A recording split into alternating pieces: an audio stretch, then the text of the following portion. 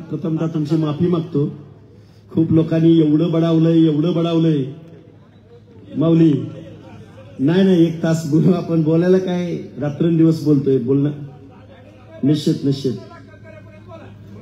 हे बघा, या रयतेचे राजे छत्रपती शिवाजी महाराज, मातोश्री पुण्यश्लोक अहिल्यादेवी होळकर, महात्मा बसवेश्वर, महात्मा ज्योतिराव फुले, नरवीर राजा उमाजी नाईक, महामानव डॉक्टर बाबासाहेब आंबेडकर, साहित्यरत्न अण्णाभाऊ साठे, राजर्षी शाहू महाराज, मग गाडगे महाराज आहेत, जगनाडे महाराज आहेत. गावगाड्यामधल्या बहुजनामध्ये जन्माला येऊन हर एक माणसाच्या हिताचं कार्य करणारी 18 पगड जातीची माणसं. हा महाराष्ट्र आमचा आहे. या महाराष्ट्रामध्ये आम्ही बहुसंख्येने राहतो आहोत. आमची माणसं जर रस्त्यावर उतरली, आता माझ्या अगोदरच्या वक्त्याने खूप चांगल्या भाषेत या महाराष्ट्राला समजावून सांगितलंय. आता मंगेशजी ससाने तुम्ही बोलत असताना तुमचा आवाज गेला होता. माझी तीच परिस्थिती आहे.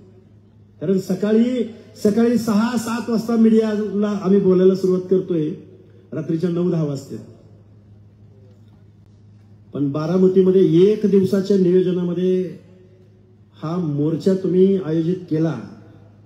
आता कोण काय बोललं, कोणी काय शिवी दिली, त्यांची संस्कृतीच ती आहे. रयतेचा राजा छत्रपती शिवाजी महाराजांच्या प्रतिमेसमोर बसायचं आणि शिव्या द्यायच्या, आणि त्याचं पुन्हा महाराष्ट्राच्या मुख्यमंत्र्यांनी ऐकायचं. त्याच्यासाठी रेड कार्पेट. हा काय करतोय, मुख्यमंत्र्याच्या आईमाईची आईमाई काढतोय.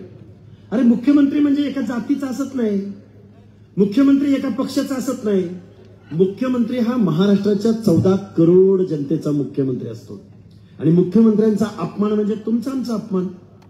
आता कोणतरी म्हणाल मी भाजपचं का, अजिबात नाही. मी इथं ओबीसीचा आंदोलक म्हणून आलोय, भटके विमुक्त जाती जमातीचा आंदोलक म्हणून आलोय.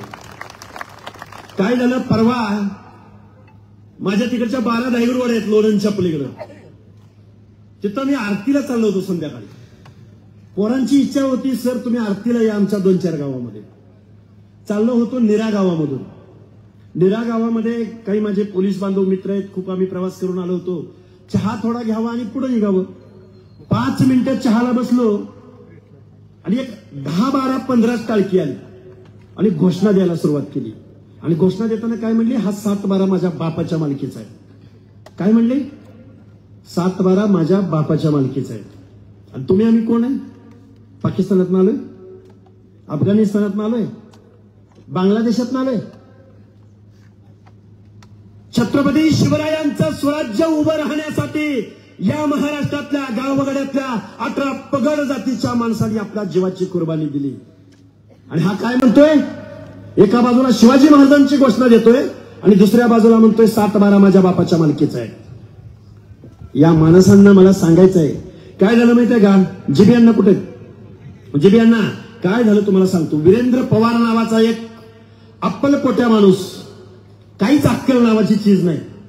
परत त्याच्याबरोबर ते भानवसे, परत त्याच्याबरोबर अजून कोण, कोकाटे. मीडियावर चर्चा चालली होती बरं का. तुमच्या समोर हा मी सवाल तुमच्या समोर उपस्थित करतोय.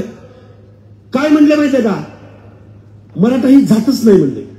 काय म्हणले, मराठा ही जातच नाही. मराठे हा प्रदेशवाचक शब्द आहे. तो प्रवीण गायकवाड नावाचा माणूस आहे ना, तो पण म्हणतो मराठे हा शब्द प्रदेशवाचक आहे. त्यामुळे आम्ही कुणबी आहोत. काय म्हणतात हे, आम्ही कुणबी आहोत. मीडियाला माझं सांगणं आहे, हे काय बोलतात, मराठा हा प्रदेशवाचक शब्द आहे. तो वीरेंद्र पवार नावाचा माणूस मीडिया समोर मला बोलला, हाके सर धनगर समाज सुद्धा क्षत्रिय आहे, होळकर हे क्षत्रिय आहेत. त्या वीरेंद्र पवारला मला सांगायचं आहे, तानाजी मालुसरे सुद्धा तुझ्या भाषेत बोलायचं म्हणलं तर क्षत्रियच होता. नरवीर राजा उमाजी नाईक, बहेरजी नाईक, अरे बहेरजी नाईक तर शिवाजी महाराजांच्या गुप्तहेर खात्याचा प्रमुख होता. मग ते कोण पाहिजेत, क्षत्रियच पाहिजेत. जीवा महाले, शिवा काशी, हिरोजी इंदलकर ही माणसं कोण पाहिजे होती. हे कोण होतात यांच्या भाषेत? मराठे होतात ना. होळकर मराठे होत असतील तर तानाजी मालुसरे कोण होणार? मराठेच होतील. बेहरजी नाईक मराठेच होतील यांच्या भाषेत. पण आमच्या जातीपुढे काय लावलं? हिंदू बेरड बेडर रामोशी, हिंदू नाभिक, हिंदू महादेव कोळी, हिंदू धनगर, हिंदू हटकर, हिंदू लोणारी, हिंदू माळी. मग हिंदू हा शब्द बाजूला ठेवू. माळी, साळी, कोळी, तेली, हटकर, धनगर, सनगर, बंजारी, लोणारी, परीट, गुरव, घडशी, नाभिक, सुतार, लोहार, कुंभार, बेरड बेडर रामोशी या माणसांच्या समोर तुम्ही हिंदू लावला आणि तुमच्या समोर काय लावलं? हिंदू मराठा. आमच्या नावासमोर का लावलं नाही तुम्ही हिंदू मराठा? का बरं? मग आता आमच्या तानाजी मालुसरेंचा सर्व समूह महादेव कोळीमध्ये येतो. आमच्या बेहरजी नायकांचा समूह बेरड बेडर रामोशी आमच्या भटक्या विमुक्त जाती जमातीमधल्या अप्रवर्गामध्ये येतो. तुमच्या नावापुढे हिंदू मराठा. तुमच्या नावावरती शेकडो एकर जमिनी. तुम्ही सरदार, वतनदार, दरकदार, जागीरदार, गावच्या ग्रामपंचायतीच्या पॅनल प्रमुखापासून ते महाराष्ट्राच्या अर्थमंत्री, मुख्यमंत्री, गृहमंत्री, महसूल मंत्री 200 कारखान्यापैकी 200 कारखाने 5-10 ते मटक्याचा प्रमुख तोच, वसुली एजंट तोच, मुंबईमध्ये मंत्रालयामध्ये बदलीचा टेबल लावणारा तोच, तहसील कार्यालयासमोर काम करणारा तोच, चावडीवरती बसून लय वाजले रे, लय बोलताय रे. आणि आपल्यातलीच काही बांडगुलं म्हणते ती, हके सर आपल्याला आरक्षण आहे तर त्यांना का नको? ससाने साहेब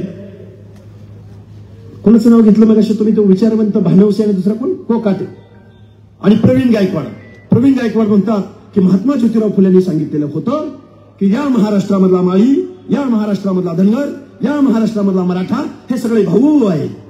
सांगितलं होतं ना, कोण नाही म्हणतोय? हा महाराष्ट्र निर्माण झाला. संयुक्त महाराष्ट्राचा कलश यशवंतराव चव्हाण घेऊन आले. आणि संयुक्त महाराष्ट्राच्या लढाईमध्ये लढलं कोण? अमर शेख, अण्णाभाऊ साठे, प्रखे अत्रे. कलश कुणी आणला? यशवंतराव चव्हाणांनी. पत्रकार बांधव, एक गत्रेव माडखोलकर नावाचा एक सजग पत्रकार होता. त्यांनी यशवंतराव चव्हाणांना प्रश्न विचारला की हा महाराष्ट्र नक्की कुणाचा होणार? त्यांना प्रश्न असा विचारायचा होता की हा महाराष्ट्र मराठी माणसांचा होणार का मराठ्यांचा होणार? काय आता शब्द मागे पुढे झाले असले तर समजून घ्या मला.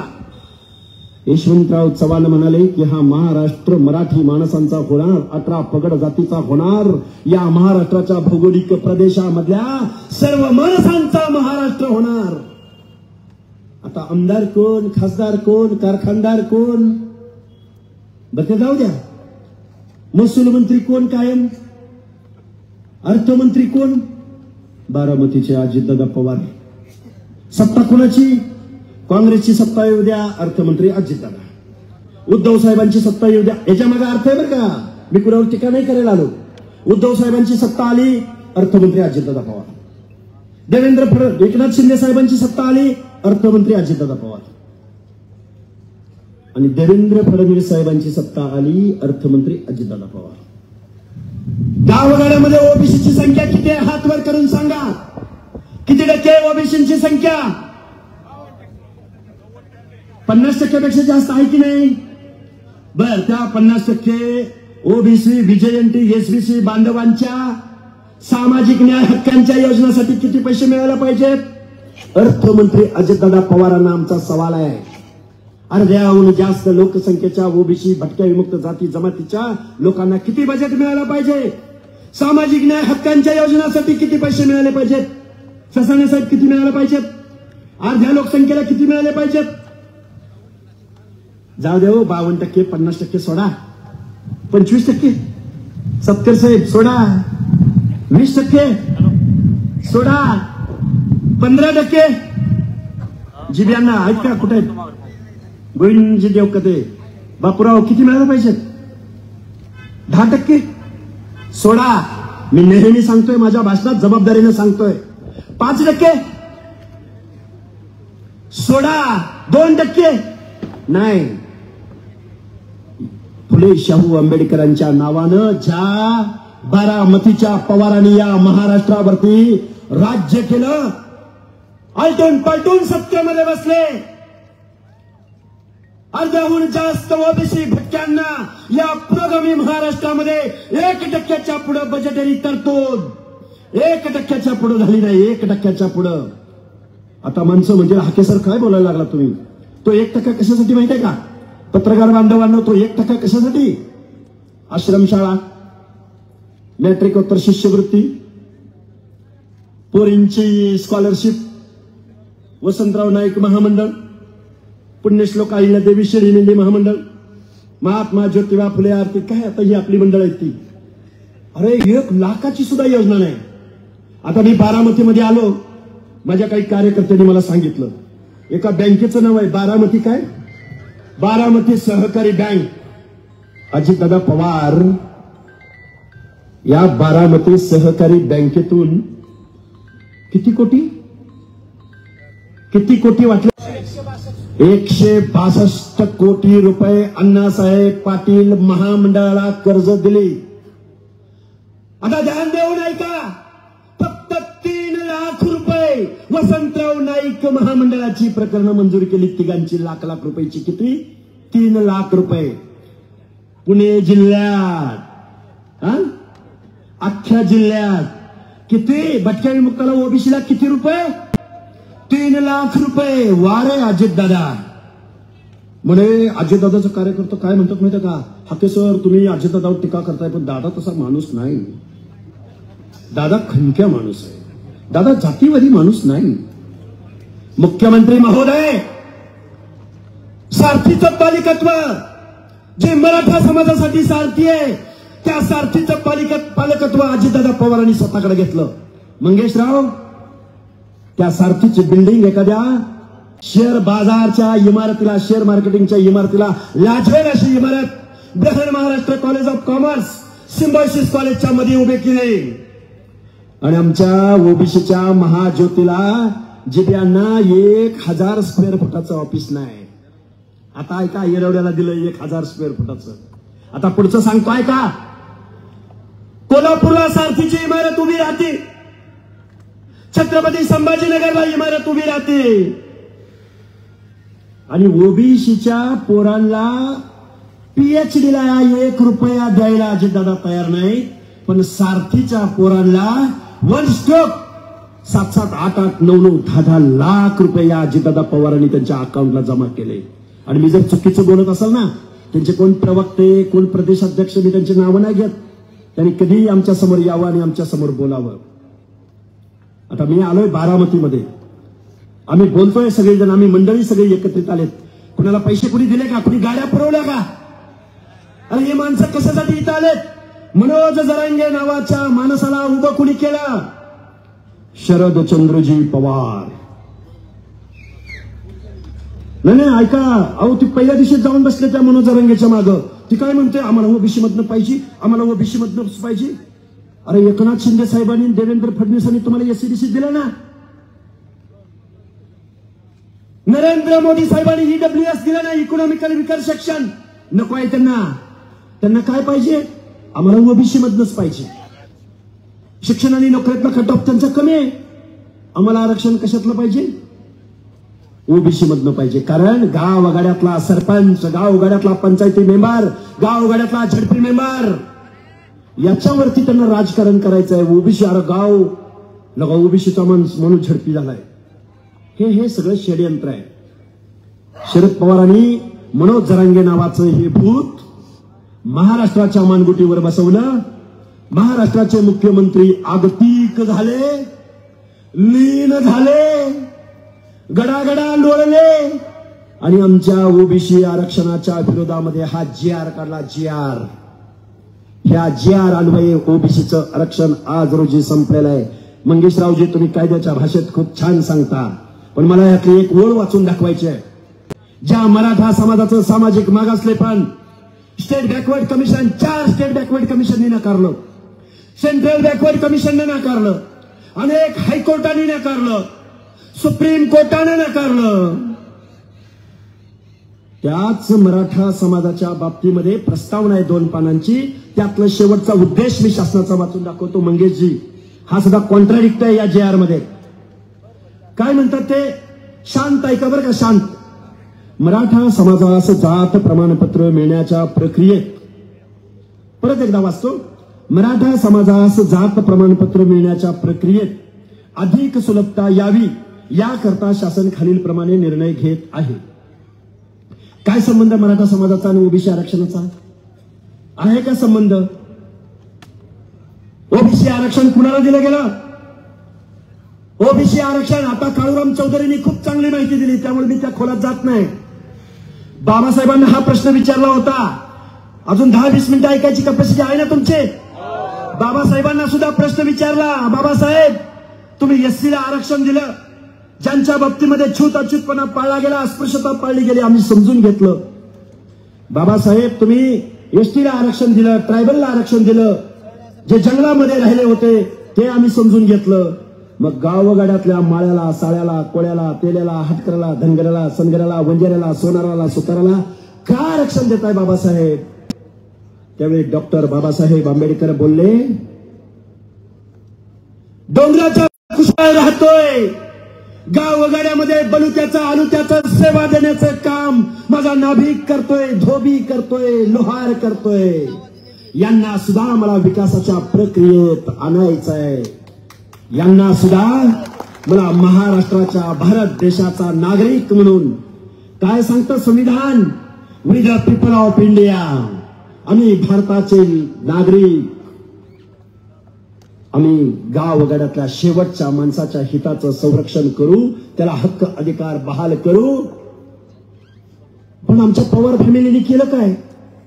रोहित पवारचा IT सेल जरांगेच्या मागं, सुप्रियाताई उत्कृष्ट संसदपटू जरांगेला मुंबईमध्ये भेटायला, अजितदादा पवारचे 2 आमदार विजयसिंह पंडित आणि प्रकाश सोळंकी जरांगेला गाड्या पुरव, जरांगेला माणसं पुरव, जरांगेला रसद पुरव. मग आमचा देशाचे नेते शरदचंद्रजी पवार, खासदार सुनेत्रा पवार, महाराष्ट्राचे उपमुख्यमंत्री अजितदादा पवार, दौंडचे आमदार रोहितदादा पवार, कर्जत जामखेडचे आमदार. काय आता गडबड व्हायला लागले महाराष्ट्रात, एवढी नावं तोंडपाड झाली. काय अजितदादा पवारांना तुम्ही मतं दिली नाही? दिली का नाही? अरे दिली का नाही तुम्ही? रोहित पवारांना मतं दिली नसतील आपण? पिढ्यान पिढ्या आम्ही तुमची गुलामी केली. अरे गावगाड्यामध्ये गावकी भावकीत आमची भांडणं लावली, गावागावामध्ये पंचायतीसाठी आमच्या भावकीत डोकी फोडायला लावली. माणूस माणसात ठेवला नाही तुम्ही. पण आमदारकीची वेळ येते त्यावेळी घरातलीच सगळी माणसं पद देतात तुम्ही. हे का सांगतो तुम्हाला? मंडल आयोगाची यात्रा काढली शरदचंद्रजी पवारांच्या पक्षानं. वारे नागपुरातून इकडं बजरंग सोनवणे तिकडं मनोज जरांगेला पाठिंबा देतोय. सुप्रिया सुळे, शरद पवार, रोहित पवार, अरे चौथे नापास येडपट माणसाला जाऊन पाठिंबा देतोय. अरे ओबीसीचं आरक्षण हे सामाजिक मागासांचं आरक्षण आहे. कुणी सांगितलं कुणी तुम्हाला की तुम्हाला पण हे आरक्षण आहे म्हणून? गावगाड्यातल्या शोषिताचा, वंचिताचा आवाज या लोकशाहीमध्ये बुलंद झाला पाहिजे म्हणून शिक्षण, नोकऱ्याच्या एंट्री पॉइंटला आणि पंचायत राजमध्ये आरक्षण दिलं. आता देवकथे मंडळी इथं खूप आहेत. तुमचं पॉकेट आहे वागजचं, निरा वागज, करा वागज काय असतील ते तुमचा होईल जिल्हा परिषद सदस्य, पण जिल्हा परिषदेचा अध्यक्ष नाही होणार. नामजी देवकाते परत हे जर घेऊन आले ना सगळे सर्टिफिकेट, काय म्हणले त्या GR मध्ये, गावातील, कुळातील आणि नातेसंबंधातील व्यक्तीला, जिव्यांना एक ऍफिडेव्हिट द्यायचं. फक्त काय द्यायचं? ऍफिडेव्हिट द्यायचं. महाराष्ट्राच्या मुख्यमंत्री महोदयांना माझं सांगणं आहे, एका ऍफिडेव्हिटद्वारे तुम्ही जात बदलणार. 59 लाख कुणब्याच्या नोंदींच्या माध्यमातून ओबीसीचं आरक्षण संपलंय. आता किती बोलायचं, काय बोलायचं? मी आलोय बारामतीमध्ये. बारामतीमध्ये आलोय तर का आलोय? मग अशी काळूराम खूप बोलून गेले म्हणून मी त्या गोष्टीकडे जात नाही. हरिपिराजी धायगुडे नावाचा एक शिक्षक या बारामतीमध्ये होता. महामानव डॉक्टर बाबासाहेब आंबेडकरांची मिरवणूक बैलगाडीतून याच बारामती नगरीमध्ये निघाली का नाही निघाली? कुणी काढली? तर एका धनगराच्या शिक्षकानं, हरिपिराजी धायगुडेनं. ही बारामती पहिली सेटलमेंट कॅम्प होता या बारामतीमध्ये. ही बारामती टकरांची बारामती म्हटली जायची. कुणाची? आता ते कुठे आहेत माहित नाही बरं का बिचारे. अजूनही सामाजिक न्यायाच्या प्रतीक्षेमध्ये आहेत. आजही गावात एखादी चोरी झाली तर सगळ्यात पहिल्यांदा कुणाला उचलून आणलं जातं? तर पारध्याला, कडक लक्ष्मीवाल्याला, कैकाड्याला, नाथपंथी डवरी गोसाव्याला. Habitual offenders act. आजही ही माणसं जमिनीशी समांतर पालामध्ये राहतात. जरांगे पाटलांना ज्या ज्या आमदारांनी, खासदारांनी पाठिंबा दिला त्या माणसांना माझा सवाल आहे, हा जर कुणबी घेऊन मराठा बांधव, डॉमिनेटिंग कास्ट, राज्यकर्ते जमात जर आमच्या ओबीसी आरक्षणामध्ये आला तर या कैकाड्याचं काय होईल? नाभिकाचं काय होईल? सुताराचं काय होईल? लोहाराचं काय होईल? मेंढपाळाचं काय होईल? काय होईल? त्यांच्या स्पर्धेत टिकतील का त्यांच्या स्पर्धेत? म्हणून गावगाड्यातल्या सगळ्या 18 पगड जातीच्या लोकांना माझं सांगणं आहे, तुम्हाला एकत्र यावं लागेल. आता अजितदादा पवार जातीवादी नाही. एक वाक्य तुमच्या समोर सांगतो. या बारामती परिसरामध्ये अमराई परिसर नावाचा परिसर आहे. अमराई, त्या अमराई परिसरामध्ये मी जाणार आहे. मगाशी माझ्या काही बांधवांनी मला सांगितलं की अमराई परिसरामधून मनोज जरांगेच्या आंदोलनाला शिदोरी गेली होती. ती शिदोरी सुद्धा या जरांगेच्या पिलावळीनं नाकारली. आता आम्ही त्या बारामतीमध्ये अमराई परिसरामध्ये जाणार आहोत आणि तिथली माती कपाळाला लावून डॉक्टर बाबासाहेब आंबेडकरांची मिरवणूक ज्या बारामतीमध्ये निघाली, ज्या डॉक्टर बाबासाहेब आंबेडकरांनी गावगाड्यातल्या शोषिताला, वंचिताला, पीडिताला न्याय दिला. आणि अजून एक गैरसमज आहे बरं का, मंडल आयोग पवार साहेबांनी लागू केला. असा जर कोण माणूस म्हणला त्याला माझ्या समोर घेऊन यायचं. आता आम्ही संविधानाची भाषा गेल्या 4 वर्षापासून बोलतोय. असा जर कोण म्हणला पवार साहेबांनी मंडल आयोग लागू केला तर त्याचं पहिलं कानफाड फोडायचं. काय बोललो मी तुम्हाला? अरे देशभरामध्ये मंडल आयोग लागू झाला होता. महाराष्ट्रात एकटा झाला होता का काय? देशभरामध्ये. आणि मंडल आयोग लागू करायचं, मंडल आयोगाची चळवळ या महाराष्ट्रामध्ये कुणी उभी केली ते पण सांगतो. दिबा पाटील, शेकापचे, रायगडचे दिबा पाटील, जनार्दन पाटील चुनाभट्टीवाले, बबनरावजी ढाकणे स्वर्गीय, शिवाजीराव बापू शेंडगे कमी जास्त प्रमाणात, स्वर्गीय गोपीनाथरावजी मुंडे पर्क्युलेशन मध्ये, नंतर छगनरावजी भुजबळ, शेंबडे डॉक्टर, खूप माणसं आहेत. आणि महामानव काशीराम, मुंबई विद्यापीठातील मराठीचे हेड अरुणजी कांबळे, बाळासाहेब आंबेडकर. अरे या सगळ्या माणसांनी, महामानव काशीराम, या सगळ्या माणसांनी मंडलनामा लिहिला, मंडल आयोग लागू केला. मगाशी काळूरामने सांगितले बाबासाहेबांना पहिल्यांदा या भारतवर्षामध्ये भारतरत्न ही पदवी मिळायला विश्वनाथ प्रताप सिंग यांना पंतप्रधान व्हावं लागलं. हे आता तुम्हाला तुमचं कोण परक कोण हे कळायला पाहिजे. अरे पाहुण्या रावळ्यामधले पाहुण्याच्या बाहेर कारखाना न जाऊ देणारे, कुटुंबाच्या बाहेर आमदार का खासदार का जाऊ न देणारे, कुटुंबाच्या बाहेर बारामती अॅग्रो असो, नाहीतर वसंतदादा शुगर इन्स्टिट्यूट असो, नाहीतर रयत शिक्षण संस्था असो, 400 संस्थांचे अध्यक्ष शरद पवार आहेत. किती? 400. हाय ना, जरा बोलू ना. रयत शिक्षण संस्थेचा बायलॉज काय होता माहितीये का? झालं नाही, अडचण करू नका. अहो रात्रंदिवस बोलतोय, जीव चाललाय आमचा. आतडी तुटून गेली, कारण एकही आमदार बोलायला तयार नाही. रयत शिक्षण संस्था कर्मवीर भाऊराव पाटलांची बायलॉज होता. TR रयत शिक्षण संस्थेचा अध्यक्ष, नेहमी महाराष्ट्राचा मुख्यमंत्री राहील, त्या बायलॉज मध्ये खाडाखोड केली आणि शरदचंद्रजी पवार त्याचे अध्यक्ष झाले. वसंतदादा शुगर इन्स्टिट्यूटचा हयात अध्यक्ष कोण झाले? का बोलायला लागलो हे? तर यांनी मंडल यात्रा काढली. अरे मंडल यात्रा, बिंदेश्वरी प्रसाद मंडल म्हणजे सामाजिक न्याय, विश्वनाथ प्रताप सिंह म्हणलं की सामाजिक न्याय, काशीराम म्हणलं की सामाजिक न्याय, डॉक्टर बाबासाहेब आंबेडकर म्हटलं की सामाजिक न्याय, आणि पवार साहेब म्हणलं निवडणुका जिंकण्याचं व्याकरण आत्मसात करणारी पवार फॅमिली गावगाड्यातल्या 18 पगड जातीचं अंतकरण समजून शिकले असते तर हेच शरदचंद्रजी पवार देशाचे पंतप्रधान झाले असते. काय बोललो लक्षात आलं का तुमच्या? म्हणून गावगाड्यातल्या सगळ्या 18 पगड जातीच्या लोकांना माझं सांगणं आहे, तुम्हाला आम्हाला एकत्र यावं लागेल, गावगाड्यातला भाईचारा टिकवावा लागेल. अरे त्या निऱ्या गावामध्ये सगळ्यात माझं पहिल्यांदा स्वागत केलं.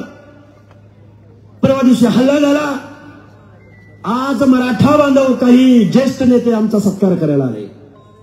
हे रयतेचं राज्य होतं, हे छत्रपती शिवरायांचं राज्य होतं. अजितदादा पवार म्हणले कंपाऊंडवर जर गुदडी वाळत घातली तर बघा. वाक्य ऐकलंय का? कॅनलच्या कंपाऊंडवर गोदडी वाळत घातली तर बघा. कंपाऊंड तुझ्या बापाचं घ्यायचंय? कुठनं आले पैसे? या महाराष्ट्राच्या गावगाड्यातल्या शारीरिक श्रमाचं काम करणारा, घाम गाळणारा, दलित कष्टकरी, अरे सर्वसामान्य माणसाच्या घामाचे निधळाचे पैसे त्या महाराष्ट्राच्या तिजोरीत जातात. संदीपराव चुकीचं बिकीचं बोलतोय काय?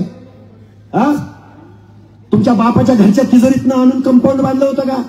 आमची गोदडी तुम्हाला खपायला लागली. आमच्या टकाऱ्यांच्या जमिनी कुठे गेल्या? आमच्या बेरड रामोशी समाजांच्या वतनी जमिनी कुठे गेल्या? गावगाड्यातलं महार वतन, आता कोणाला वाईट वाटल, या वतनी जमिनी, गुरुवांच्या वतनी जमिनी कुठे गेल्या? या जमिनी या गावगाड्यातल्या आमदार खासदार, सत्तेतनं पैसा, पैशातनं कारखाना, कारखान्यातनं परत सत्ता, सत्ता कुणाची बी येऊ द्या, मंत्रिमंडळात हेच. आता हे का बोलायला लागलोय तुमच्या समोर? कारण आज रोजी तुमचं आरक्षण गेलंय. आज रोजी लाखो सर्टिफिकेटद्वारे ओबीसीची माणसं, अरे पहिली ओबीसीची जागा आली की ओबीसी विरुद्ध ओबीसी लढत व्हायची. आता जर ओबीसीचं आरक्षण पडलं तर आता ओबीसी विरुद्ध डुप्लिकेट ओबीसी ही लढत होणार आहे. आणि पुढच्या निवडणुकीमध्ये डुप्लिकेट ओबीसी विरुद्ध डुप्लिकेट ओबीसी, आणि संविधानातला ओबीसी, गावगाड्यातला ओबीसी 3ऱ्या, 4थ्या, 5व्या क्रमांकाला जाणार. पिंपरी गावात सरपंच पद ओबीसीची जागा असताना डुप्लिकेट कुणबी काढून गेला, झाला. जरांगेने आंदोलन केल्यानंतर धाराशिव जिल्ह्यातलं एक उदाहरण सांगतो. एका लेडीजला अविश्वास ठराव आणला, सरपंच जाहीर केला, पेपरला बातमी आली, जरांगे पाटलाच्या योगदानामुळे पहिला डुप्लिकेट ओबीसी सरपंच झाला. पण ते ओबीसी पद कुणाचं गेलं माहितीये का? एका धनगराच्या महिलेचं गेलं होतं. हे का बोलतोय मी तुमच्या समोर? हेच होणार आहे. गावात भावकीत भांडायचं आपण. बास झालं आमच्या पिढ्यांचं शोषण. 200 कारखान्यापैकी अरे एका माणसाचे 25-25, 50-50 कारखाने. आमच्या महाज्योतीला निधी मिळत नाही. पण याच अजितदादा, जातीयवादी अजितदादा पवारांनी आपल्या आजारी कारखान्यांसाठी 2000 कोटीच्या पुरवण्या मागण्यामध्ये पैसे मंजूर करून घेतले. आजारी कारखाने. निवडणूक झाली, कारखाने आजारी पडतात. समजून घ्या, निवडणूक झाली की कारखाने आजारी पडतात. आणि एका कारखान्याला किती? 75 कोटी, 80 कोटी, 100 कोटी, 125 कोटी, 350-400 कोटी. आणि तुम्ही आम्हाला स्कॉलरशिप मिळेना, आम्हाला आरक्षण मिळेना, आम्हाला तिकीट मिळेना, आणि आम्हाला विधान परिषद मिळेना, आम्हाला मंत्रिपद मिळेना. गावगाड्यातल्या ओबीसीना माझं सांगणं आहे, जाती जातीची युती करावी लागेल, राजकारणाची शेती करावी लागेल. महात्मा ज्योतिराव फुले म्हणायचे, सत्य वाचून सकळ कळा झाल्या अवकळा. काय झालं तुमचं आमचं? लक्ष्मण हाकेच्या महाग माणसं कुठे आहे? ते मंगेश ससाने ते दोघं तिघच बसले होते काल परवा. हो ऐका वकील साहेब, 14 जण बसले ते आणि जी.आर. फाडला. अरे आमचं प्रोबेशन मेंढपाळीचं आहे, आमचं प्रोबेशन गावात व्यवसायाचं आहे. नाभिक त्याला दुकान उघडावं लागतं, धोबी त्याला व्यवसाय करावा लागतो, गावातल्या लोहाराला त्याचं काम करावं लागतं, सुताराला काम करावं लागतं. आम्ही आपलं देतोय सेवा, करतोय सेवा. बाबासाहेब आंबेडकरांनी तुम्हाला सांगितलेलं होतं की तुम्हाला राज्यकर्ती जमात बनायचं आहे. काय म्हणलं होतं? राज्यकर्ती जमात. असंच म्हणलं का हो? कारण डॉक्टर बाबासाहेब आंबेडकरांनी तुमच्या आमच्या मताला लाख मोलाचं मूल्य दिलं होतं. एक व्यक्ती एक मत एक मूल्य.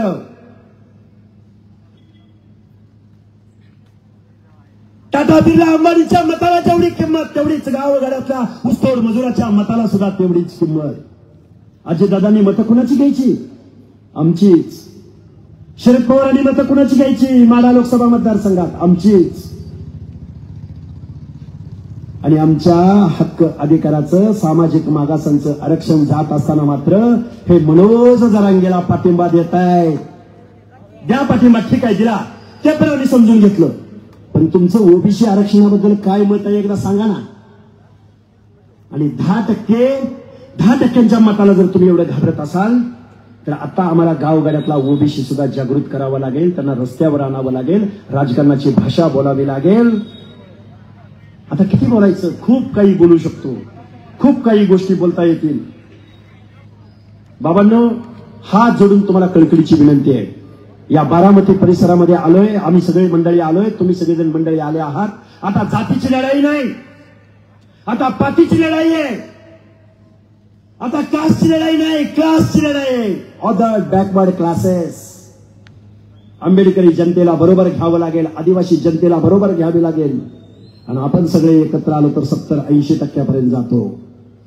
मुख्यमंत्री महोदय, आम्ही तुमच्या खांद्यावर मान ठेवली, बरोबर आहे का चुकीचं आहे? आता काही माणसं म्हणजे हाकेसर म्हणजे अमक्याचा.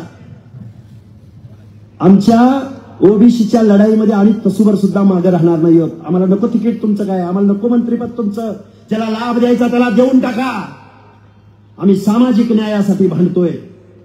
मुख्यमंत्री महोदय, या महाराष्ट्रामधला जर ओबीसी तुमचा डीएनए असेल, तुमची जनसंघाची मिळविंती पंथी माधवच्या प्रयोगातून या महाराष्ट्रातल्या गावगाड्यामध्ये वाड्यावरती, तांड्यावरती, वस्त्यावरती घेऊन कोण गेलं? अण्णासाहेब डांगे, नास फरंदे, स्वर्गीय गोपीनाथरावजी मुंडे. अरे तुमची ही मिळमिळती पंथी, तुमचं हे कमळ आमच्या वाड्या वस्त्यावरती घेऊन जायला कोण काय माणसं होती? आमचं माळशिरसचं सुभाष पाटील, आमच्या बारामतीमधले कोकरे बंधू, देवकते बंधू, गावडे बंधू. आणि सत्तेमध्ये ज्यावेळी वाटा द्यायची वेळ आली त्यावेळी आमची माणसं कुठं गेली? परत त्याच दादाला आमच्या बोकांडी, ज्या म्हातारीसाठी वाहिले राहिलो तीच माणसं पुन्हा मंत्रिमंडळामध्ये, आणि तीच पुन्हा आमचं शोषण करणार. तीच पुन्हा एखादा माणूस डायरेक्टरचा, कारखान्याचा अध्यक्ष व्हायची वेळ आली की त्याचं तिकीटच कट. म्हणजे तिथं सुद्धा आम्हाला न्याय नव्हता. म्हणून गावगाड्यातल्या सगळ्या लोकांना माझे हात जोडून कळकळीची विनंती आहे, तुम्ही आम्ही सगळ्या माणसांनी एकत्रित आलं पाहिजे. हा जी आर नसून ओबीसी आरक्षण संपवणारा हा काळा कागद आहे. काळा कायद्याच्या दृष्टीने याला शून्य किंमत आहे. पण याच जी आरच्या जोरातून या महाराष्ट्रामध्ये बोगस सर्टिफिकेट काढली जाणार आहे आणि गावगाड्यातलं तुमचं आमचं ओबीसीचं आरक्षण संपणार आहे. खूप काही बोलता येण्यासारखं आहे. मंडल आयोग असो, आता मुंबईची करूच, पुढचं सांगतो तुम्हाला. परवा दिवशी 7 तारखेला धारावी तालुक्यात आहे आम्ही. अरे त्या गेवराईमध्ये आम्ही गेलो तर आमच्या गाडीवर दगडफेक केली या अजितदादा पवारच्या आमदारानं. पापडे आमदार, बोलायला सुद्धा येत नाही, त्याला बोलायला सुद्धा येत नाही. आणि मतं कुणाची आहेत माहिती आहे का? एकट्या धनगराची 74,000 मतं आहेत त्या गेवराई मतदारसंघात. बंजारा समाज 38,000, वंजारी समाज 22,000, आणि मग गावगाड्यातला ओबीसी आहे ना तो लाखाच्या आसपास आहे. साल्या पिढ्यानपिढ्या तुम्ही आमदार आमच्या जीवावर होता आणि तुम्ही काय करता तर लक्ष्मण हाकेच्या गाडीवर दगडफेक करता. तुमच्या बापाच्या पवाराच्या बारामतीमधनं बोलतोय. तुमचा बेस वोटर आम्ही तुम्ही आमची पंचायत राजमधलं सरपंच पद घेऊन टाका, झडपी मेंबर घेऊन टाका, पण तुमच्या आमदारकीचा खासदारकीचा मार्ग मात्र आमच्या वाड्यावरून वस्त्यावरून तांड्यावरून जाणार आहे याचं भान असू द्या. अरे सखा पाटील नावाचा अनभिषिक्त सम्राट मुंबईचा सदोबा प्रख्यात्रांच्या भाषेत, अरे त्याचा सुद्धा पराभव जॉर्ज फर्नांडिस सारख्या कामगार नेत्याने केला होता. अरे तुम्ही केस झाडकी पत्ती आहे तुम्ही. आम्ही गावातली माणसं जर एकत्र आलो ना तुम्हाला इतिहासाच्या पुस्तकात शोधावं लागेल. त्यामुळे गावगाड्यातल्या सगळ्या लोकांना हो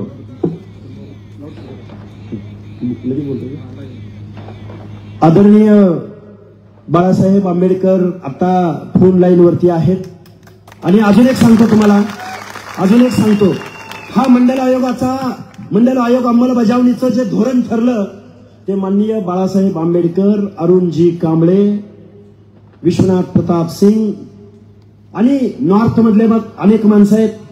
या सगळ्यांच्या विचारानं शांत डोक्यानं गावकुसा बाहेरचा कारू नारू बलुता अलुता भटक्या विमुक्त जाती जमातीला सुद्धा निर्णय प्रक्रियेमध्ये घेण्यासाठी 93-94च्या कालावधीमध्ये ज्याला वॉटरशेड मुव्हमेंट म्हटलं गेलं, अर्ध्या लोकसंख्येच्या हक्क अधिकाराचा मंडल आयोग म्हटलं गेलं, तो मंडल आयोग इम्प्लिमेंट करण्यासाठी ज्यांनी महत्वाचं योगदान दिलं ते सन्माननीय बाळासाहेब आंबेडकर आता फोन लाईन वरती आहेत. ते आपले 2 शब्द तुमच्या समोर बोलतील. साहेब बोला. नमस्कार मंत्री, प्रकाश आंबेडकर बोलतोय.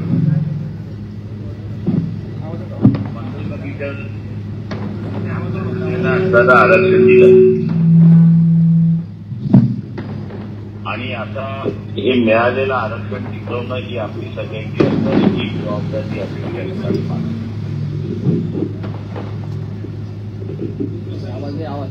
मी अगोदरपासून असणारा गरीब मराठा जो आहे त्याला समजावून सांगत होतो की तुम्ही ओबीसीच्या कोट्यातून आरक्षण मागू नका. तुम्ही ओबीसीच्या कोट्यातून आरक्षण मागितलं तर दोघांमधलं भांडण सुरुवात त्या ठिकाणी होईल.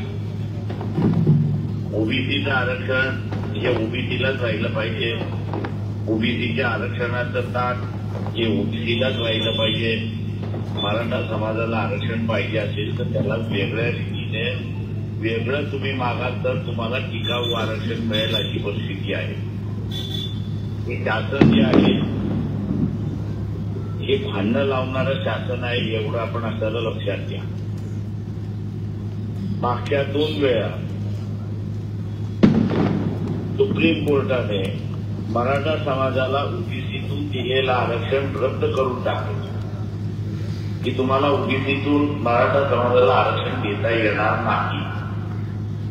दिल्यानंतर सुद्धा आताही त्यांनी आपल्याला पळवाट काढली. काय पळवाट काढली तर निजामचं गॅजेट, साताऱ्याचं गॅजेट याला आधार धरून सर्व मराठ्यांना कुणबी समजा आणि त्यांना असणारं सर्टिफिकेट द्या अशी असणारी परिस्थिती आहे.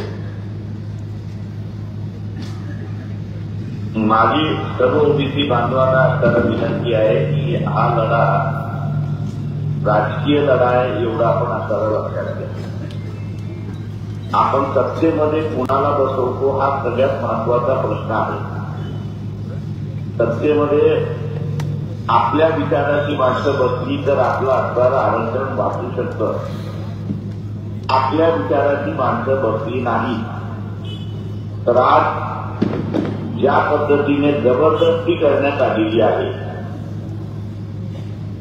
मी जबरदस्ती याच्यासाठी म्हणतोय की सर्व मराठा समाजाला तुम्ही कुणबी म्हणून संबोधावं.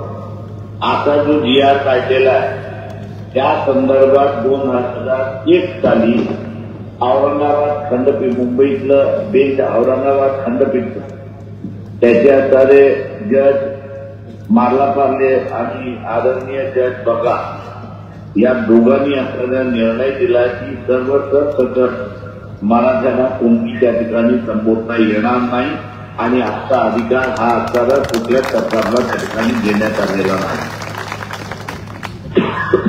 परंतु जबरदस्ती करून असणारा निर्णय त्या ठिकाणी दिला अशी परिस्थिती आहे.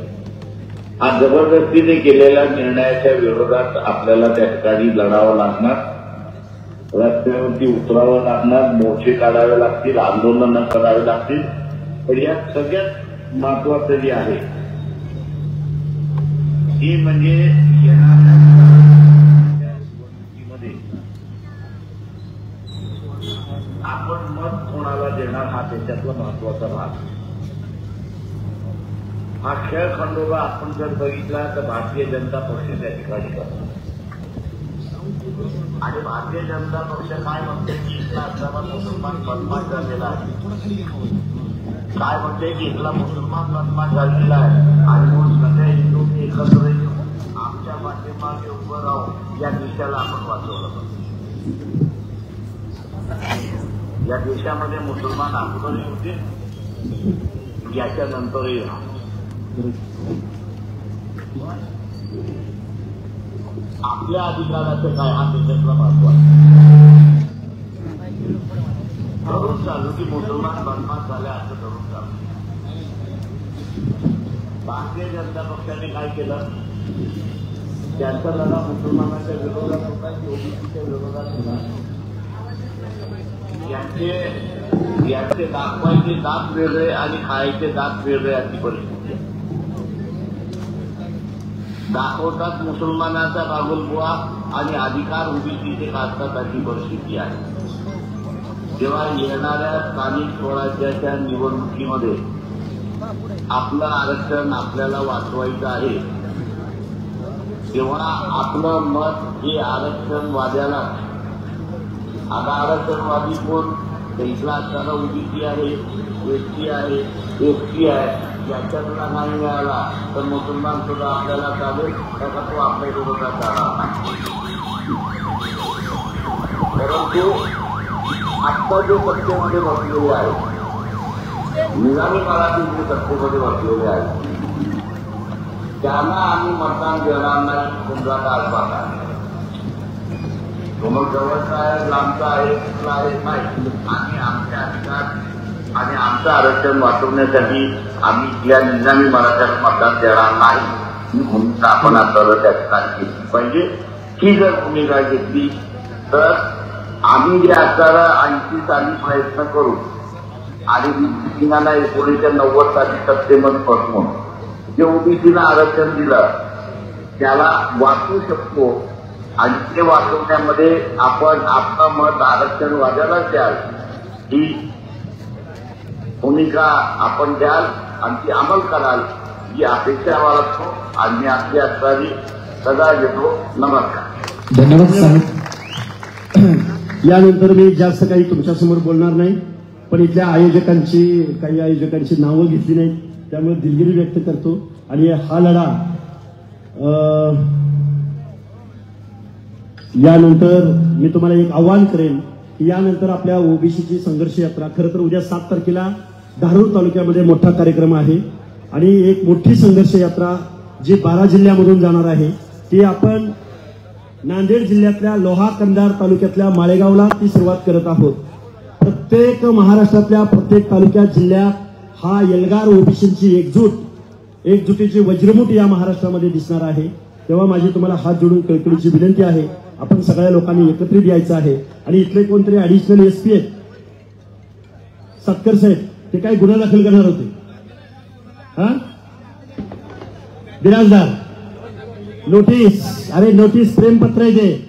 आणि पडळकर साहेब, प्रेमपत्राची संख्या वाढल्याशिवाय आपण चळवळ आपली मोठी होणार नाही, आवाज बुलंद होणार नाही.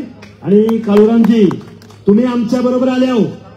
आपण एकाला कुठल्या कारखान्याच्या गेटवर अडवायचा आणि कुठल्या MIDC मध्ये तुडवायचा हे धोरण आपण ठरवू. आणि खूप काही बोलता येण्यासारखं आहे. माझ्यानंतर पांडुरंगांना मेरगळ आंदोलनाची पुढील दिशा समाज बांधवांना सांगतील. आणि आपण बरं का काळूरामजी, आपल्याला अमराई परिसरामध्ये जायचंय. अजून दुसरं पुढचं काय? तिथं जायचंय, भेट द्यायचंय. इंदापूरला सोमवारी मोर्चा आहे. या परिसरामधील सर्व लोकांना माझं सांगणं आहे त्या मोर्चाला आवर्जून उपस्थित राहायचंय. धन्यवाद. जय हिंद, जय ओबीसी, जय मल्हार, जय